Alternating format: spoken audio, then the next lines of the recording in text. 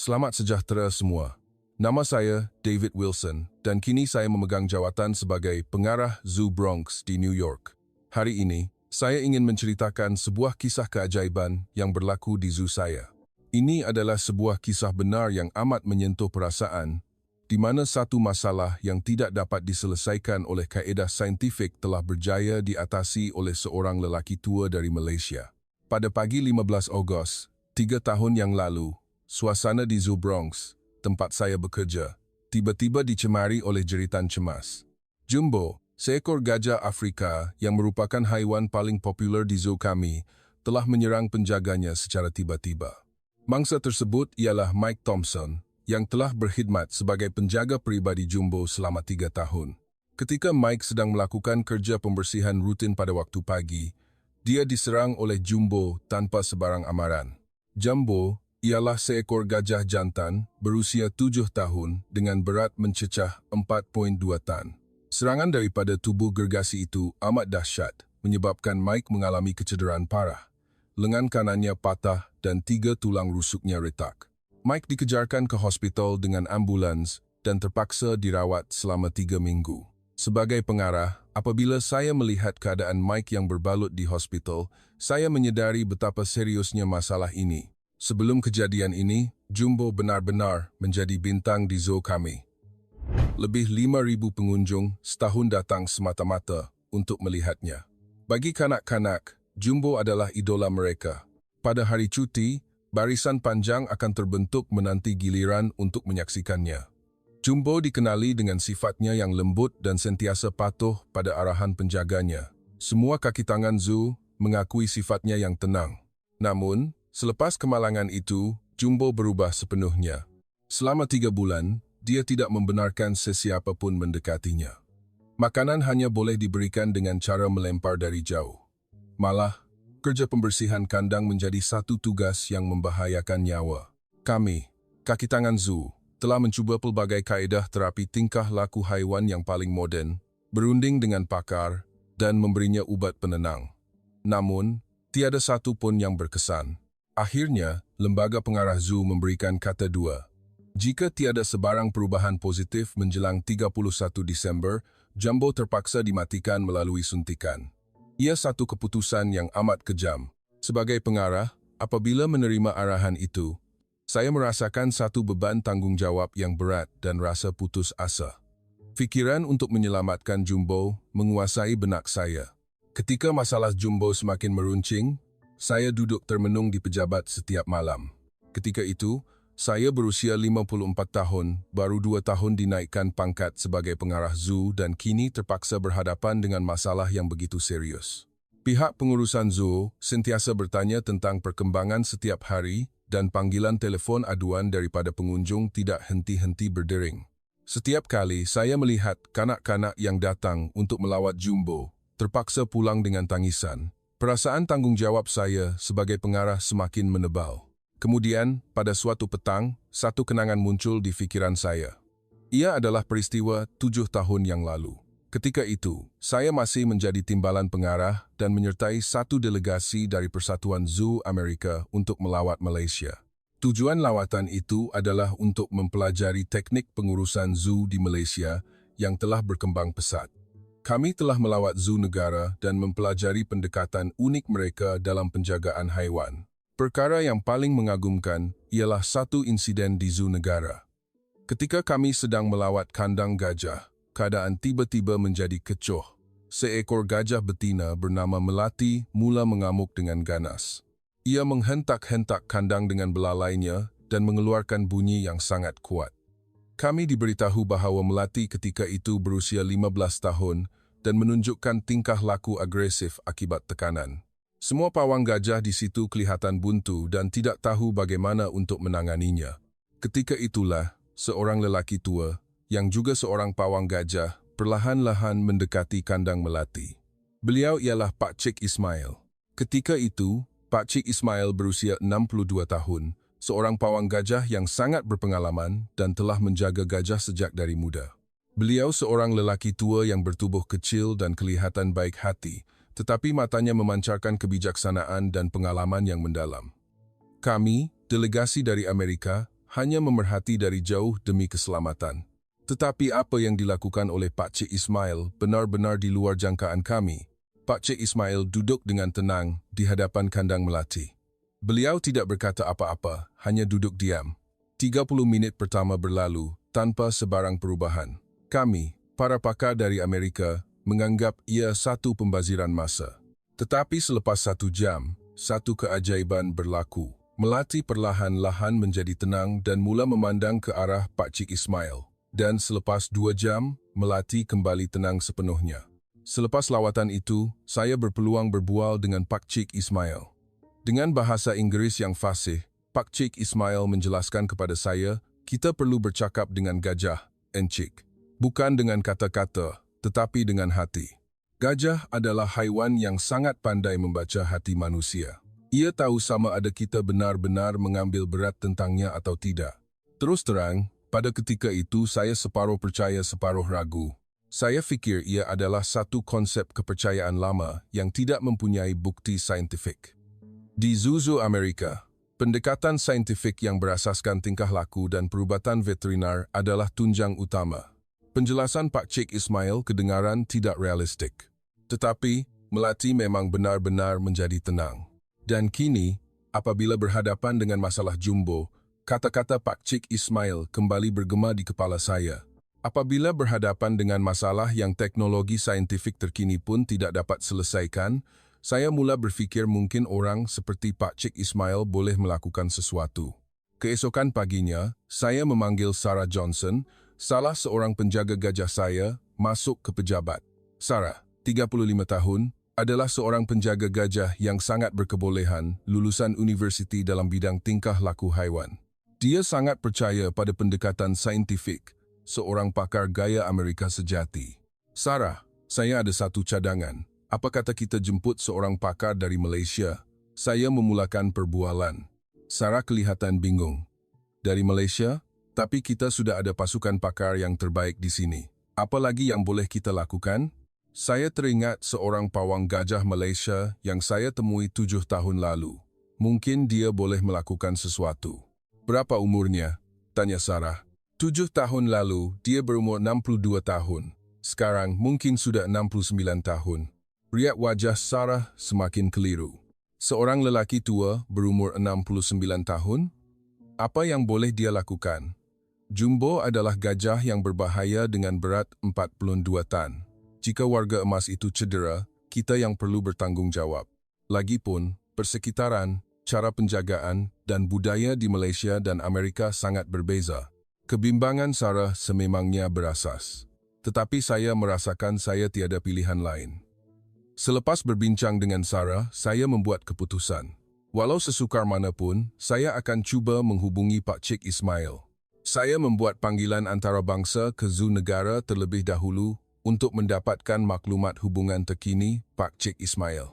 Pegawai di sana memberitahu saya bahawa Pak Cik Ismail telah bersara 5 tahun lalu dan kini menjalani kehidupan yang tenang di sebuah ladang kecil di Pahang. Pada malam 22 Ogos, dengan perasaan gementar, saya membuat panggilan antarabangsa ke Malaysia. Oleh kerana perbezaan waktu, di Malaysia ketika itu adalah waktu pagi. Apabila panggilan dijawab, saya mendengar suara seorang lelaki tua yang tenang. Ya, Ismail bercakap. Selamat pagi, Pak Cik Ismail. Saya David Wilson, pengarah Zoo Bronx di New York, Amerika Syarikat. Kita pernah bertemu 7 tahun lalu di Zoo Negara. Oh, Tuan dari delegasi Amerika, saya ingat. Apa khabar, Tuan? Suara Pak Cik Ismail tetap mesra seperti dahulu, membuatkan ketegangan saya sedikit reda.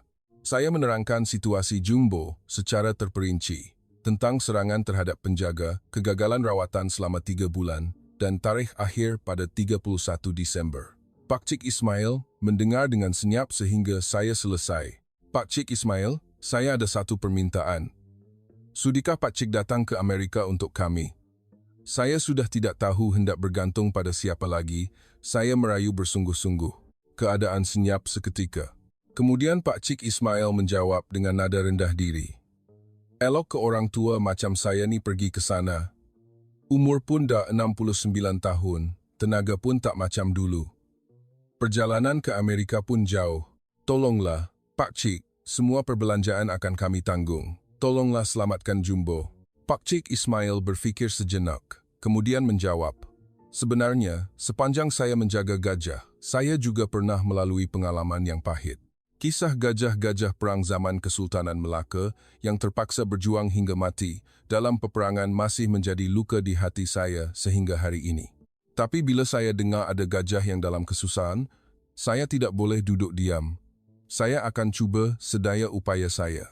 Pada 25 Ogos, Pak Cik Ismail berlepas dari lapangan terbang antarabangsa Kuala Lumpur, CLIA, menuju ke kota metropolitan New York. Apa yang dibawanya hanyalah sebuah beg kulit lama yang telah digunakannya sejak muda dan sebungkus pisang salai buatan sendiri. Beliau tidak membawa sebarang peralatan latihan gajah yang moden. Walaupun perjalanan jauh itu memenatkan bagi seorang lelaki berusia 69 tahun, Pak Cik Ismail tidak pernah mengeluh walau sepatah. Pada petang 26 Ogos, pesawat yang membawa Pak Cik Ismail tiba di lapangan terbang JFK. Saya dan Sarah menunggu untuk menyambutnya. Apabila melihat Pak Cik Ismail berjalan keluar dari pintu ketibaan, Sarah tidak dapat menyembunyikan rasa terkejutnya. Beliau seorang lelaki tua bertubuh kecil, dengan ketinggian kira-kira 160 cm dan berat mungkin tidak lebih daripada 60 kg. Langsung tidak kelihatan seperti orang yang mampu menangani gajah gergasi seberat 4 tibran 2 tan. Terima kasih banyak-banyak kerana sudi datang, Pak Cik Ismail. Mesti penat perjalanan jauh, saya menyapa sambil menunduk hormat. Tuan Wilson, lama tak jumpa. Terima kasih kerana sudi menjemput saya. Pak Cik Ismail membalas dengan senyuman ramah. Dalam perjalanan pulang dari lapangan terbang, Sarah berbisik perlahan kepada saya. Pengarah, betulkah ini orangnya? Nampak macam tak mampu nak uruskan gajah. Keesokan harinya, satu mesyuarat kaki tangan diadakan di zoo. Saya memperkenalkan Pak Cik Ismail dan menjelaskan latar belakangnya, namun reaksi kebanyakan kaki tangan agak dingin. Terutamanya Don Wei, seorang penyelidik tingkah laku haiwan berketurunan Cina-Amerika yang membantah sekeras-kerasnya. Don Wei, 42 tahun, adalah seorang penyelidik yang cemerlang, lulusan dari Universiti Peking dan Harvard. Ini kerja gila. Don Wei meninggikan suara. Bergantung pada perkara karut yang tiada bukti saintifik adalah sangat bodoh. Kita sepatutnya menggunakan kaedah saintifik yang baharu. Macam mana kita nak biarkan lelaki tua berumur 69 tahun menjaga gajah berbahaya seperti ini? Kalau berlaku kemalangan, siapa yang akan bertanggungjawab? Kaki tangan lain juga menyuarakan kebimbangan yang sama. Betul ke dia boleh buat? Adakah dia ada sebarang lesen? Macam mana dengan insurans? Pak Cik Ismail duduk mendengar semua soalan itu dengan tenang, lalu menjawab dengan perlahan, kebimbangan tuan-tuan dan puan-puan semua adalah betul. Sebenarnya, saya tiada kelayakan istimewa, hanya pengalaman hidup bersama gajah sejak muda. Saya telah melalui pelbagai masa sukar bersama gajah. Jika semua benarkan, saya ingin gunakan pengalaman itu untuk membantu Jumbo. Kaki tangan kelihatan kecewa dengan sikap rendah diri Pak Cik Ismail. Mereka membayangkan seorang pakar yang hebat, tetapi orang di hadapan mereka kelihatan seperti seorang datuk biasa. Don Wei terus membantah. Ini menghina sains. Bergantung pada perkara karut seperti ini akan menjejaskan reputasi zoo. Tetapi saya telah membuat keputusan. Saya akan serahkan perkara ini kepada Pak Cik Ismail. Kita sudah tiada masa lagi. Pada pagi 27 Ogos, tibalah harinya untuk Pak Cik Ismail memulakan misinya di zoo. Pada waktu subuh, ketika zoo masih sunyi sebelum waktu operasi, Pak Cik Ismail muncul dengan beg kulit lamanya. Saya telah menunggunya sejak awal pagi, tetapi tindakan pertama Pak Cik Ismail benar-benar mengejutkan saya. Pertama sekali, saya nak beri salam pada semua penghuni di zoo ini, kata Pak Cik Ismail. Kemudian beliau berjalan ke kandang haiwan lain, bukannya ke kandang Jumbo. Singa, harimau, zirafah, kuda belang. Beliau berdiri di hadapan setiap kandang, menunduk hormat dan memberi salam. Assalamualaikum. Pak Cik Ismail datang dari jauh, dari Malaysia. Tumpang lalu ya. Pemandangan Pak Cik Ismail memberi salam kepada haiwan-haiwan seolah-olah bercakap dengan manusia membuatkan kaki tangan yang datang untuk membersihkan pada waktu pagi keheranan. Apa orang tua tu buat? Beri salam pada haiwan macam dalam kartun. Boleh percaya ke ni? Bisikan dan tawa kecil mula kedengaran di kalangan kaki tangan. Sememangnya, ia adalah satu pemandangan yang tidak pernah dilihat di zoo Amerika. Bagi kaki tangan yang sudah terbiasa dengan kaedah saintifik dan efisien, tindakan Pak Cik Ismail sukar difahami. Setelah mengambil masa kira-kira 1 jam untuk memberi salam kepada semua haiwan, akhirnya Pak Cik Ismail tiba di hadapan kandang jumbo. Kaki tangan lain turut berkumpul untuk melihat dengan penuh minat. Don Wei juga berdiri sambil berpeluk tubuh memerhati. Apabila berdiri di hadapan kandang jumbo, Pak Cik Ismail menunduk hormat. Assalamualaikum, Jumbo. Pak Cik Ismail datang dari jauh, dari Malaysia. Tumpang lalu ya. Jumbo memandang Pak Cik Ismail dari sudut paling dalam kandangnya dengan waspada. Mata gajah yang telah menolak kehadiran manusia selama 3 bulan itu dipenuhi dengan permusuhan yang jelas. Apa punya lawak ni? Sergah Don Wei. Beri salam pada gajah, apa maknanya?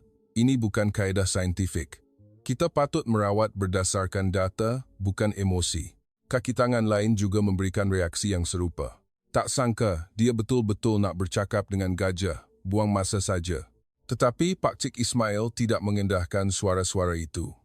Beliau duduk perlahan-lahan di hadapan kandang jumbo dan mula memandang gajah itu dalam diam. 10 minit berlalu, 20 minit berlalu. Pak Cik Ismail tetap duduk kaku, terus memandang jumbo. Rasa jengkel mula timbul di kalangan kaki tangan. Apa yang dia buat? Tanya Sarah kepada saya. Duduk diam macam tu apa yang dapat? Seorang lagi kaki tangan mengeluh. Don Wei kelihatan sangat sinis. Ini betul-betul buang masa. Tiada langsung bukti saintifik. Sementara buat benda tak berfaedah ni, keadaan jumbo mungkin jadi lebih teruk. Selepas 30 minit berlalu, akhirnya Pak Cik Ismail bersuara. Tetapi kata-katanya di luar jangkaan semua kaki tangan. Anak ini bukan sedang takut, kata Pak Cik Ismail perlahan. Dia sedang menanggung kesakitan yang amat dalam. Hatinya ada luka yang sangat besar. Sarah bertanya dengan heran, macam mana Pak Cik tahu? Pak Cik belum tengok data analisis tingkah laku jumbo pun. Pak Cik Ismail membuat muka sedih. Saya kenal pandangan mata macam ni. Ini pandangan mata yang sama saya lihat dalam cerita-cerita gajah perang zaman Kesultanan Melaka yang terpaksa berjuang hingga mati. Kaki tangan kelihatan bingung. Gajah perang Kesultanan Melaka? Apa maksudnya?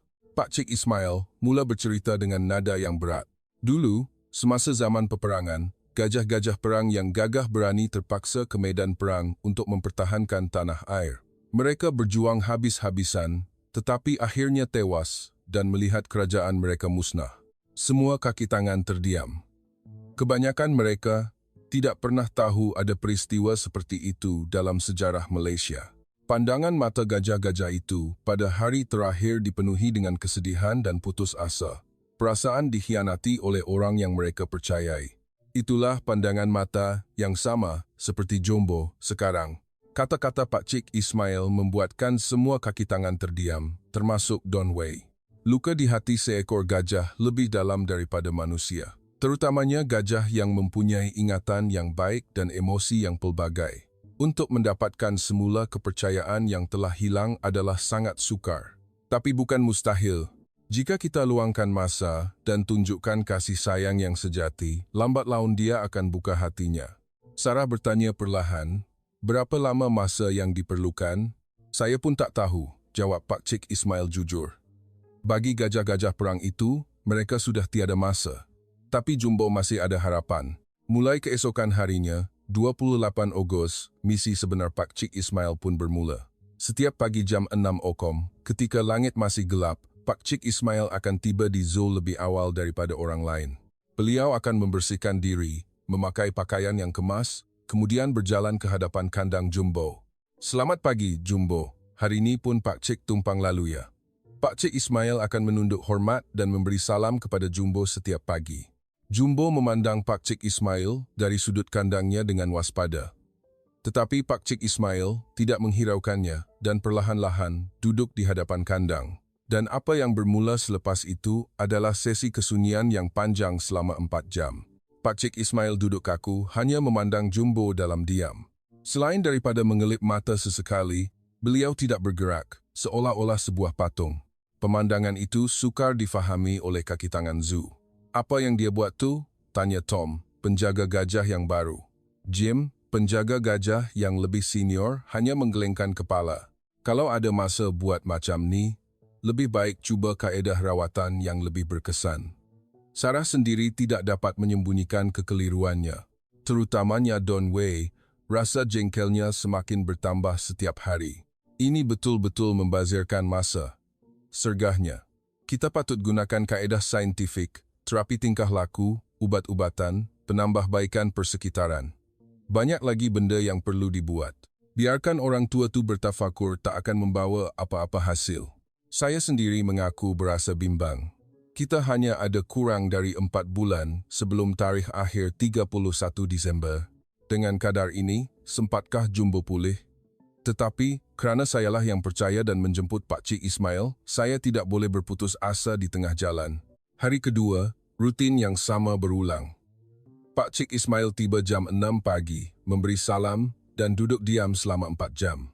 Jumbo masih kelihatan waspada di sudut kandangnya. Di kalangan kaki tangan, kritikan terhadap kaedah Pak Cik Ismail semakin kuat. Betul kecara ni berkesan. Tak nampak pun Jumbo berubah. Patutnya kita mulakan rawatan yang lebih serius. Pada pagi hari ketiga, saya mengambil keputusan untuk bertanya terus kepada Pak Cik Ismail. "Pak Cik Ismail, adakah sebarang perubahan pada Jumbo?" Pak Cik Ismail menjawab dengan senyuman tenang. "Ada, Tuan. Perubahan kecil, tapi pasti ada. Semalam, pergerakan telinga Jumbo dah berubah. Walaupun sedikit, nampaknya dia dah mula bertindak balas pada suara saya. Saya tidak nampak perubahan itu, tetapi apabila melihat riak wajah yakin Pak Cik Ismail, saya memutuskan untuk tunggu dan lihat." Petang itu, Pak Cik Ismail mula bercakap sendirian buat pertama kali. "Cuaca hari ni baik, Jumbo. Mesti rasa selesa kan?" Suaranya kedengaran semula jadi, seolah-olah berbual dengan kawan lama. Kaki tangan lain mentertawakannya. Akhirnya orang tua tu mula bercakap dengan gajah. Tetapi saya merasakan sesuatu akan berubah. Hari keempat, Pak Cik Ismail semakin kerap bercakap sendirian. "Di Malaysia, waktu macam ni padi tengah menguning. Di Afrika, kampung halaman kamu, macam mana ya? Mata kamu cantik sangat, nampak cerdik dan lembut.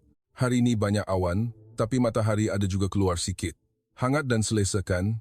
Jumbo masih berada di sudut kandangnya, tetapi sesekali dia mula memandang ke arah Pak Cik Ismail.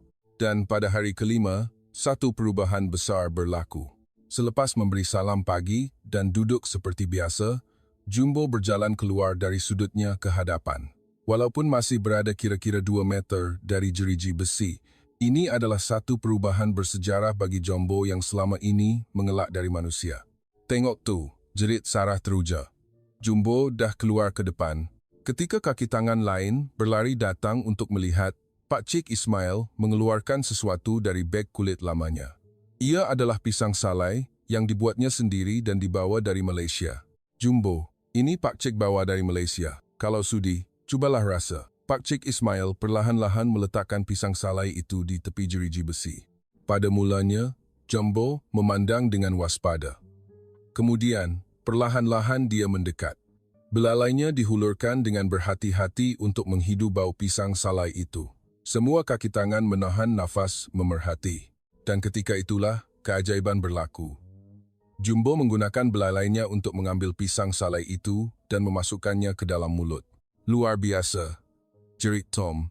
Ini kali pertama dalam 3 bulan dia terima makanan dari tangan orang. Jim juga tergamam. Air mata Sarah berlinangan. Ia benar-benar berkesan. Malah Don Wei terdiam. Dia yang sebelum ini mengkritik kaedah itu sebagai tidak saintifik, kini melihat hasilnya di depan mata. Pak Cik Ismail tersenyum tenang. Ini baru permulaan, tapi ini tanda Jumbo dah mula buka hatinya. Membina kepercayaan memang ambil masa, tapi hati ke hati pasti akan sampai jua. Sejak hari itu, pandangan kaki tangan terhadap Pak Cik Ismail berubah. Mereka yang pada mulanya ragu-ragu, setelah melihat sendiri hasilnya, terpaksa mengakui keberkesanan kaedah beliau. Perubahan Jumbo semakin jelas setiap hari. Apabila Pak Cik Ismail duduk di hadapannya, Jumbo akan datang sendiri kepadanya.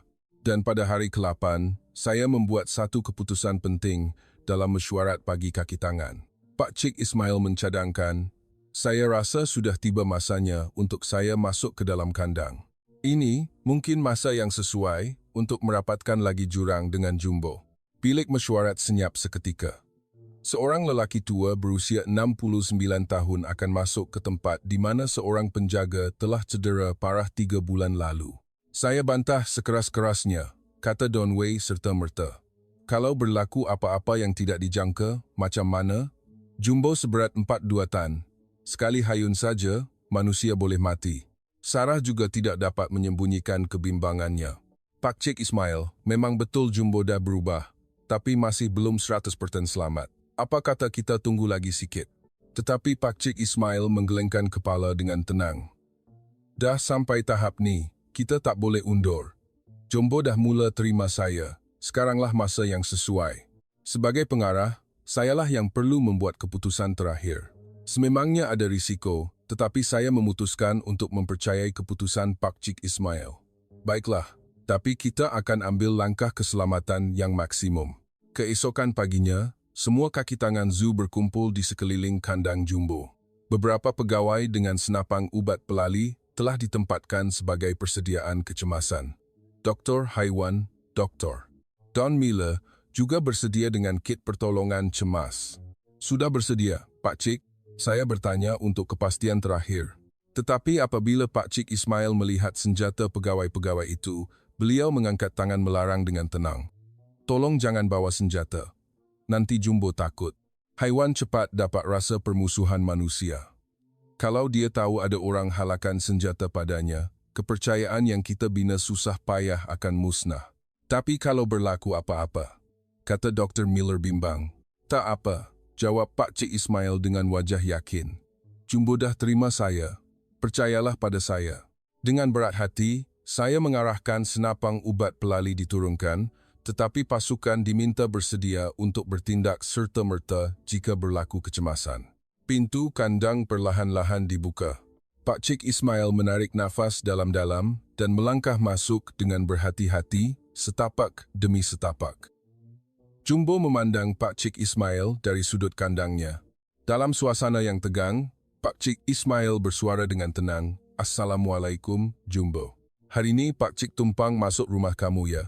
Jumbo kelihatan sedikit tegang, tetapi tidak melarikan diri. Pak Cik Ismail perlahan-lahan mendekatinya. 2 meter, 1 meter, dan akhirnya tiba dalam jarak yang boleh dicapai tangan. "Gagahnya kamu ni," kata Pak Cik Ismail dengan suara lembut, sambil perlahan-lahan menghulurkan tangannya. "Otot-otot yang kuat, belalai yang cantik. Kamu memang gajah yang hebat." Tangan Pak Cik Ismail menyentuh hujung belalai Jumbo. Jumbo kaku seketika, tetapi tidak mencederakannya. Pak Cik Ismail perlahan-lahan menggerakkan tangannya ke muka, leher, dan bahu Jumbo. Dahi ini lambang kebijaksanaan, muka nampak cerdik sangat. Bentuk telinga ni pun cantik, mesti suka rasa angin lalu. Kaki ni pun kuat, mesti pernah berlari bebas di padang rumput yang luas kan? Pak Cik Ismail memuji setiap bahagian tubuh Jumbo sambil mengusapnya dengan lembut. Sikapnya penuh dengan kasih sayang, seolah-olah melayan ahli keluarga yang penting. Semua kaki tangan menahan nafas memerhati. Gajah yang tidak boleh didekati selama 3 bulan kini menerima sentuhan seorang lelaki tua. Dan pada hari ke-10, saat penentu pun tiba. Apabila Pak Cik Ismail masuk ke dalam kandang seperti biasa, kali ini Jumbo yang datang mendekatinya. Kemudian, ia menghulurkan belalainya dan menyentuh tangan Pak Cik Ismail. "Jumbo." Suara Pak Cik Ismail bergetar menahan sebak. Jumbo mengusap tapak tangan Pak Cik Ismail dengan lembut, kemudian berpaling seolah-olah berkata, "Tolong usap saya." Pak Cik Ismail meletakkan tangannya di belakang Jumbo. Dengan ketangkasan yang luar biasa bagi seorang lelaki berusia 69 tahun, saat itu juga sorakan gembira kedengaran dari luar. "Luar biasa." Sarah menangis. Dia dah buka hatinya sepenuhnya. Jumbo dah percaya pada manusia. Satu pemandangan yang tidak terfikir 3 bulan lalu. Tom juga mengalirkan air mata.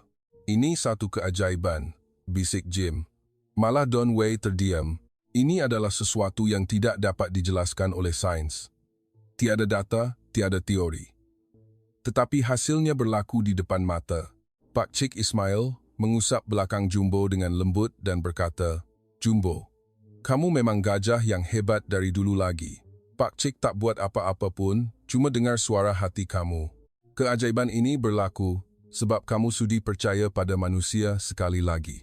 Sejak hari itu, sikap Jumbo terhadap kaki tangan lain perlahan-lahan berubah. Walaupun belum pulih sepenuhnya, permusuhannya jelas telah hilang. Apabila Sarah mendekati kandang, Jumbo tidak lagi mengancam seperti dahulu. "Ini semua berkat pengaruh Pak Cik Ismail," kata Sarah dengan rasa terharu. Jumbo sedang belajar untuk mempercayai manusia semula melalui Pak Cik Ismail. Sebagai pengarah, saya hampir tidak percaya dengan perubahan yang berlaku dalam masa 10 hari ini. Masalah yang tidak dapat diselesaikan oleh teknologi saintifik terkini, kini sedang diatasi dengan kasih sayang dan kesabaran seorang lelaki tua. "Pak Cik Ismail, macam mana Pak Cik boleh buat semua ini?" Saya bertanya terus terang. Pak Cik Ismail tersenyum rendah diri. "Saya tak buat apa-apa yang istimewa, Tuan. Saya cuma layan Jumbo sebagai satu makhluk yang bernilai. Haiwan dan manusia sama saja. Kalau kita ada kasih sayang dan hormat antara satu sama lain, hati pasti akan dapat berhubung." Dan akhirnya, pada 1 September, hari kepulangan Jumbo yang dinanti-nantikan tiba. Kandang yang telah ditutup selama lebih 3 bulan dibuka semula kepada orang awam. Sebaik sahaja dibuka, orang ramai berpusu-pusu datang untuk bertemu Jumbo. Jumbo dah kembali. Sorakan kanak-kanak bergema di seluruh zoo.